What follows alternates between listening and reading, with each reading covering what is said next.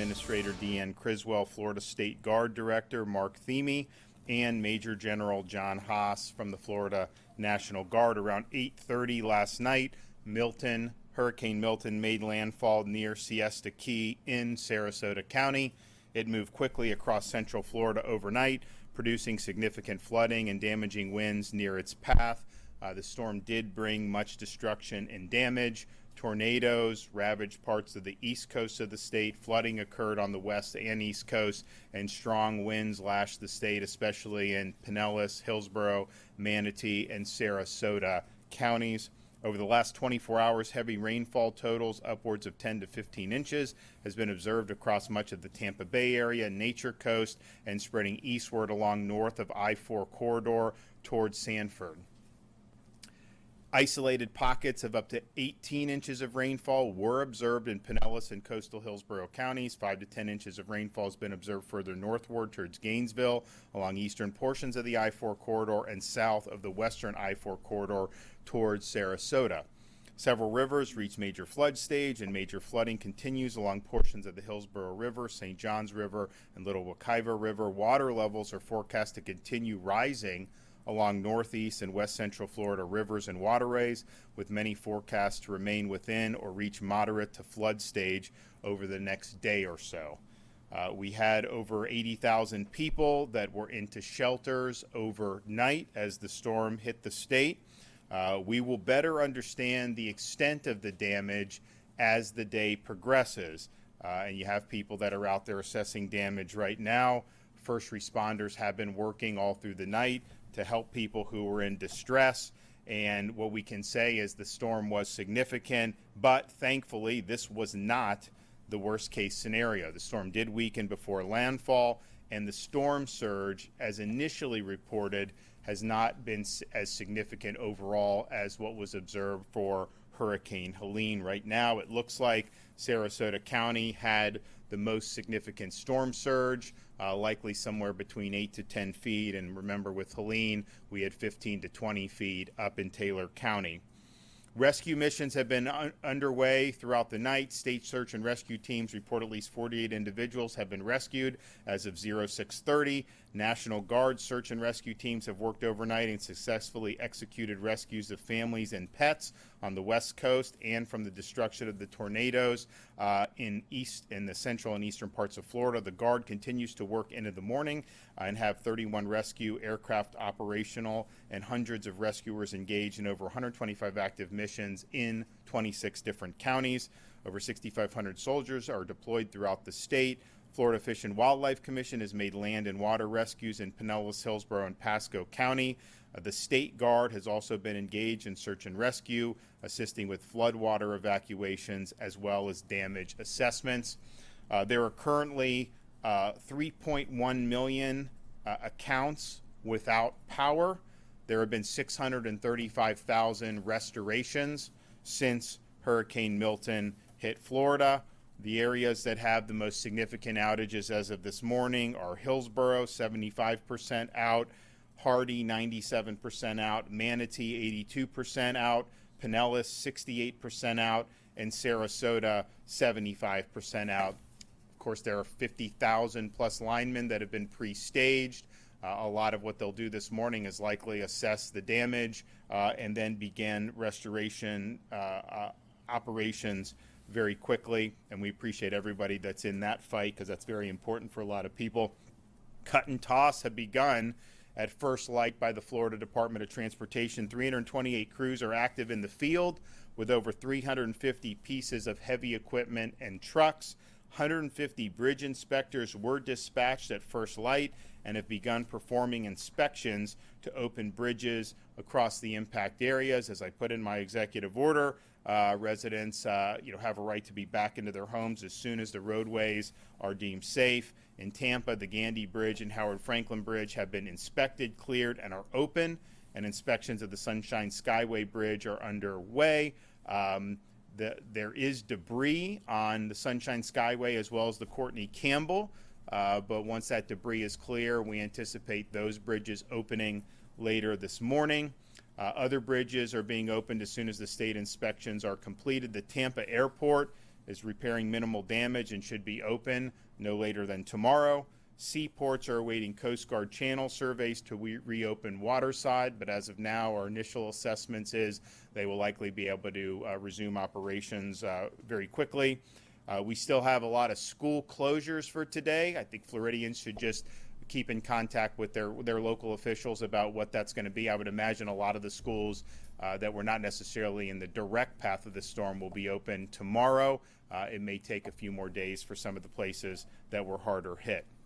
Now, as you survey damage and clean up, please be cautious of hazards. We have post-storm fatalities almost every storm, and a lot of these fatalities are avoidable. So please be cautious of downed power lines. Don't touch them. Don't remove tree debris that may be entangled with downed power lines. Standing water can conceal downed power lines and other hazards, so please be mindful and never walk through storm waters. Standing storm waters can also carry a bacteria that can lead to fatal infections. This type of infection was responsible for a fatality following Hurricane Helene, so please avoid wading through standing water. Please use proper ladder safety. Please use proper generator safety. Do not operate the generator inside your home. It must be outside, a safe distance from doors and windows. Visit Florida's emergency accommodation modules on Expedia and Priceline will remain available for those who are returning to their homes which were evacuated during the storm and sustained damage or in need of other type of shelter. So these models will continue to provide real-time hotel availability and lodging resources, making the experience easier for users. If traffic lights are out in your area, please drive with caution and treat each light as you would a four-way stop. And also remember, if you're going to use a chainsaw, be very careful with that. We have mishaps on that after every storm. We are extending the Hope Florida line for another 2 weeks at 24 hours, 7 days a week. So if you need assistance or resources post-storm, you can call 1-833-GET-HOPE, 1-833-GET-HOPE. Hope Florida's Disaster Arm, Activate Hope, is a program designed to help people find help following a disaster such as a hurricane. So you can call the Hope line. You can also visit the Hope bus, which will be in some of these areas very soon, and there'll be announcements about that. Florida Commerce and the State Emergency Response Team activated the Business Damage Assessment Survey in response to Hurricane Milton. Business owners can self-report physical and economic damage caused by the storm. Businesses can complete the survey online at floridadisaster.biz, floridadisaster.biz. Florida Commerce has also activated the Small Business Emergency Bridge Loan Program. We have $50 million available to Florida small businesses, and it's a zero interest loan, very flexible repayment options.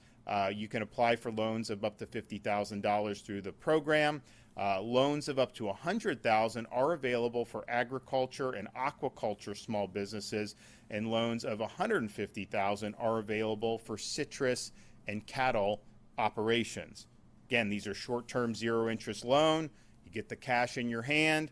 The repayment terms are very flexible. You can apply at www.floridajobs.org/EBL, floridajobs.org/EBL. We've also activated the Florida Disaster Fund for those who want to make tax-deductible charitable contributions that will be used to be able to help Floridians who are in need. And you can go to floridadisasterfund.org, floridadisasterfund.org, if you have any questions. We're going to continue to support all remaining rescue missions that are underway and that may be needed in the near future. We'll also continue to assess the damage that was done from the storm.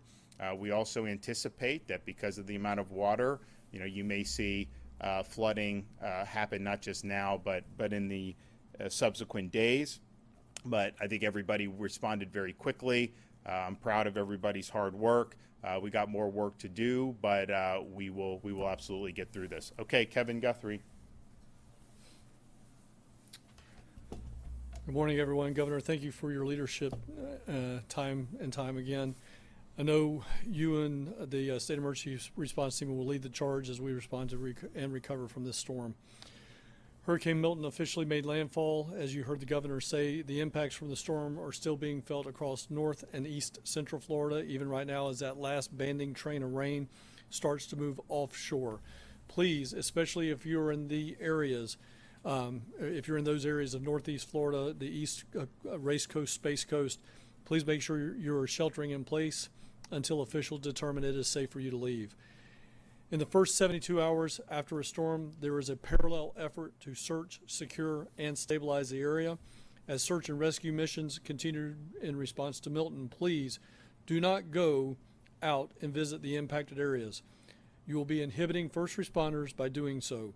Right now, we need those roadways clear for electrical crews, fire crews, EMS crews, urban search and rescue crews. We have 20-something urban search and rescue teams that will move into the area and do a door-by-door search. Even though, as you heard the governor say, this was not the worst-case scenario, we still had damage.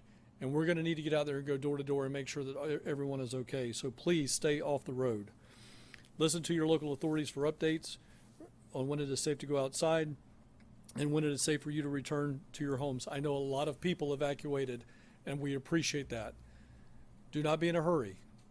Check in with your local emergency management agency, your local sheriff's offices, to see if they are posting anything on if it's safe to return home. Please make sure you do that. Again, as the governor said, we're going to open up roads and bridges so that you can do so, but there may be extenuating circumstances at the neighborhood level, so please make sure you're checking before you come back home. Major flooding continues along the Hillsborough, St. Johns, and Little Wekiva rivers. I want to take just a moment and just talk about there is going to be another phase to this particular incident, and that is very similar to Hurricane Ian.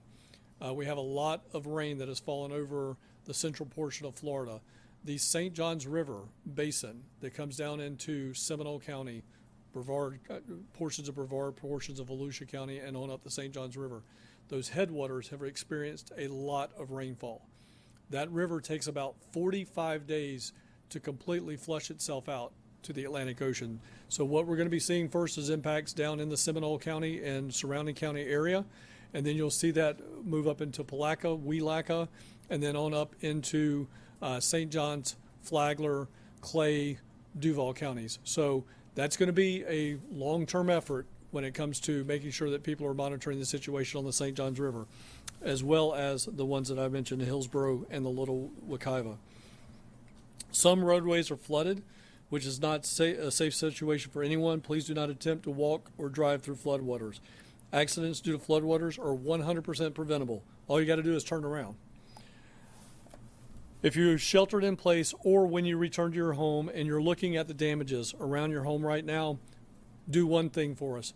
Take out your phone, take some pictures. Inside and outside. All four sides of the house, every room inside the house. What are things that you should be documenting? Make sure you're documenting just the physical damages, but then also, since this was a flooding event, we want to make sure that you capture those what we call high water marks on your home. Do that inside and outside. For a point of reference, when you're on the outside of the home, make sure you get like the doorknob of the outdoor house. That'll give us a reference, a point of reference on how high that water got. If you're on the inside, make sure you have like an electrical socket or a light switch or, again, a door handle on the inside of your home in the picture so that we can get some type of reference as to how high that water is coming. If you're beginning the cleanup process, please ensure you're wearing the appropriate safety gear. Do not attempt to clean up hazardous debris or down power lines, as the governor has said. Report all of that to your local authorities. Do not cut any lines. Again, we do not need Florida man and Florida woman out there cutting random lines as they go. You don't know what is a cable line, you don't know what is an electrical line, and probably more importantly these days is you don't know what is a fiber optic line. Most of our 911 lines run across fiber optic. We do not want anybody cutting lines. Let the professionals come in here and identify what it is before it's cut. Remember, again, some roads are still dangerous due to flooding, debris, and potential downlines. Do not risk it. Let our crews get out there and get everything back up and running. For assistance after the storm, call State Assistance Information Line. Again, that's information only, 1-800-342-3557. Help is available in English, Spanish, and Haitian Creole. FloridaDisaster.org, /updates for information on the web. And then, of course, follow us at FLSERT on X and Instagram, and Facebook at FDEM. That is the most trusted and fastest source that we have. We have several people helping us out on posting on social media, so that is going to be the best place and the fastest place to get stuff from us. Thank you, Governor DeSantis, again, as together we will overcome this storm. Thanks.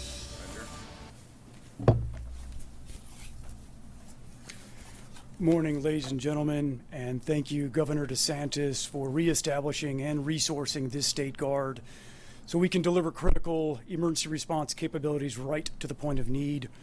Working alongside Director Guthrie's, General Haas, and Director Young's and the rest of his state agencies, personnel moving rapidly in order to save lives, rescue our citizens, and minimize human suffering. Throughout the night and this morning, our Special Missions Unit with search and rescue, K-9, paramedic, and swiftwater rescue teams moved throughout the most severely impacted areas between Pasco and Sarasota counties, working with local authorities to provide on-water and overland search and rescue and route assessment capabilities. Our maritime unit is also engaged with FWC with 10 boat teams and high water vehicle teams in order to expand the capacity of the local counties' abilities to conduct waterborne reconnaissance and search and rescue operations.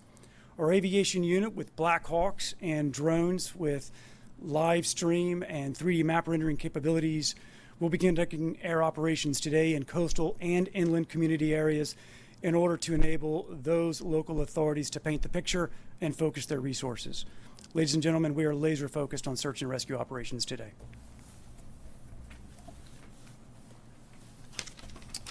Good morning, everyone, and I'd like to also thank Governor DeSantis for his unwavering support during these times of critical need. We are fortunate and blessed to live in a state where the governor has such support for state agencies that put Floridians first.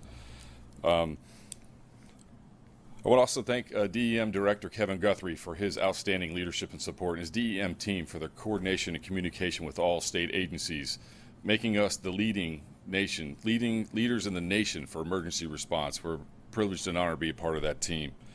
Responding to hurricanes and natural disasters is what we do. As FWC officers, we have unique equipment, training, and support from Governor DeSantis and Director Guthrie to be able to provide immediate support in the wake of natural disasters and hurricanes.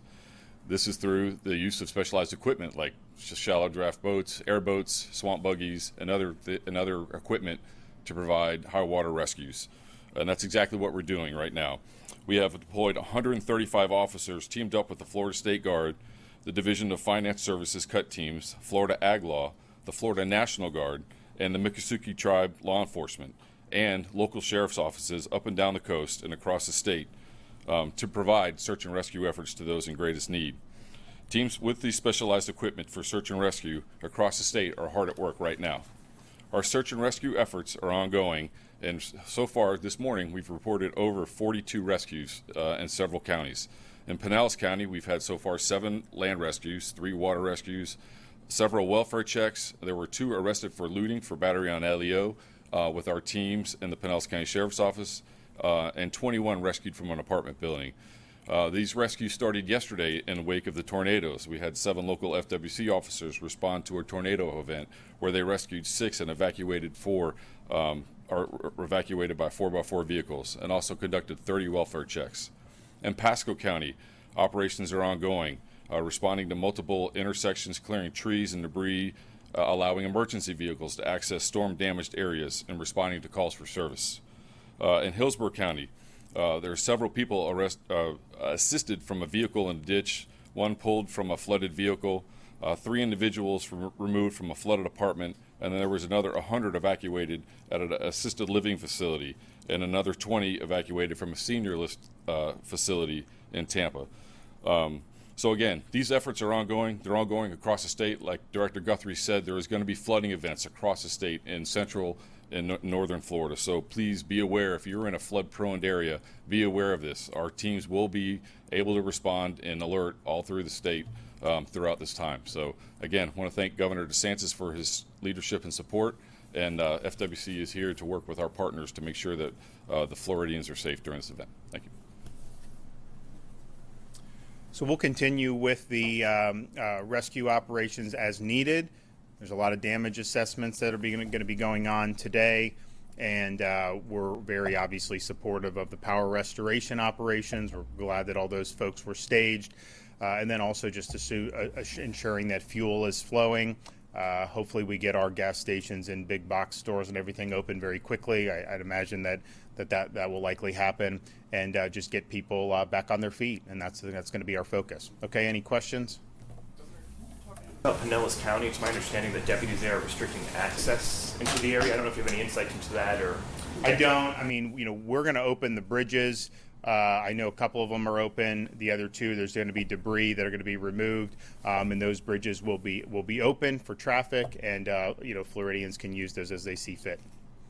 Yep. Fatalities, has there been a tally yet as to whether Not yet. I mean, I know there have been reports. We have not confirmed any. That does not mean there has not been any. There's a process where this happens with the state. I know with the tornadoes, it seems very likely that there were some with the tornadoes. That's the only reports we've received. No confirmations. I imagine there's going to be some confirmations, but it's too soon to tell with respect to the West Coast and the storm surge and everything. So stay tuned on that. Storm, some Wall Street analysts predicted that Milton's losses could exceed $50 billion. Does the state have any sort of... How the hell would a Wall Street analyst be able to know? It's been dark all day. What, you just going to know that you're going to do? I mean, give me a break on some of this stuff. They're doing damage assessments now. They always say this or that or whatever. I mean, what I would say is what I said in the original talkers. We had certain worst case scenarios in terms of going into Tampa Bay. A lot of places in Pinellas County, they had negative storm surge because it sucked the water out. We're hearing there from Governor Ron DeSantis in Tallahassee. He's speaking about the response following Hurricane Milton sweeping through the state of Florida. Just a couple of things to note. He said inspections are underway on several bridges, including the Sunshine Skyway Bridge, to make sure they're safe to travel. Once they are inspected and it's deemed safe, they will reopen a lot of those bridges again across the state of Florida. He did also note this storm surge was not as bad as projected. He said Milton in Sarasota County in particular, they received the millstorm surge of 8 to 10 feet. In comparison to Helene, you may remember Helene in Taylor County, they saw 15 to 20 feet of storm surge. So again, he said the storm surge that we saw, the worst was in Sarasota County, and it wasn't as bad as projected. He did also mention some rescue efforts following the tornadoes, and we did hear reports of some fatalities, but the governor noted that the state has not confirmed any fatalities as yet following the storm. He did say that there have been some rescues from the National Guard, that they've been in the area and they have rescued some families. He also said there was some minimal damage to the Tampa airport, but they are working on repairing that. And if people are in our area and want to go back to Tampa, maybe they evacuated to here, like Keith has said, they are working on getting all of the bridges back open. But of course, be careful if you're going back. There's going to be down trees, down power lines, and of course, debris along the roadway. But let's check in here with our meteorologist, Lewis Turner. Now, Lou, the governor said that this was a significant storm, but it was not the worst case scenario. Lou, I do need you to touch on that 7-day before we get out of here. Please and thank you. I hope I queued it up. I do want to talk about one of those points made by the governor and one of his officials. There is the St. Johns River and the potential for some nuisance flooding as we get into the next couple of days even. Right now still at the beach, north-northeast winds at 31. That north-northeast is a key critical component. Notice the track this storm took where the most rain fell right over Tampa, riding up the I-4 corridor. Now in Seminole County on the I-4 corridor, the headwaters of the St. Johns River. Remember now, the St. Johns River, while tidally impacted certainly all the way through up to Jacksonville, net flow is from south to north. All right, so certainly on the surface, you've got tides that happen along the St. Johns River, but down below the surface, the net movement of this river out of Seminole County is to the north. So what's going to happen now as we look at our estimated rainfall totals over the last 24 hours, we got to kind of hone this in with official readings.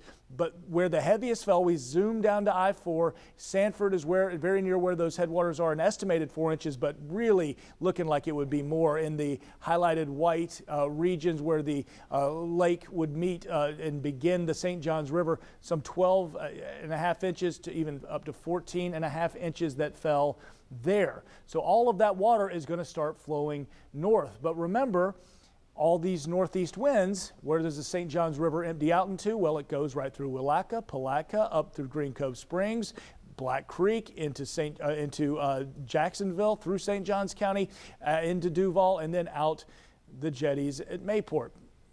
But with all these winds pushing out into the northeast, it's going to be fighting the water trying to empty. So we've got that. Then we're going to have the higher than typical tides as well. So we've got a few factors that are going to work into against us, I guess I should say, in favor of some nuisance and atypical flooding, especially Willaca, Palatka, even portions of Dr. Zilla, maybe even along the Black Creek. So we have to watch it very carefully as we note with those winds. Again, we're still seeing some gusts out of the beach at 46. So let's note our tides today, and we're going to take note of our tides as we go through the next few days. In fact, maybe through the next week as we monitor that river flooding down, especially in Putnam County, portions of Clay County as well. So this afternoon, we'll watch that Main Street Bridge. High tide yet again, 3:21 this afternoon. We'll see how the river looks, and then over the next couple of days as all that water comes out of Seminole County flowing into the north. Palatka water is outgoing now, but 9:05 tonight we'll watch that next high tide, and that'll be similar to Willaca as well, where we've covered stories in the past of floodwaters coming up into folks' yards and into businesses. Looking at that continued north wind kind of beating the beaches through the rest of our afternoon, though the rain has now come to an end, we actually will see peaks of sunshine like Keitha wants to see as we get into our afternoon. So again, wrapping it up out at the beach, big waves still pounding the beach. We're going to be dealing with erosion, but we're going to want to watch very carefully the St. Johns River over the next, well, high tide cycle, but the next several through the weekend into the week.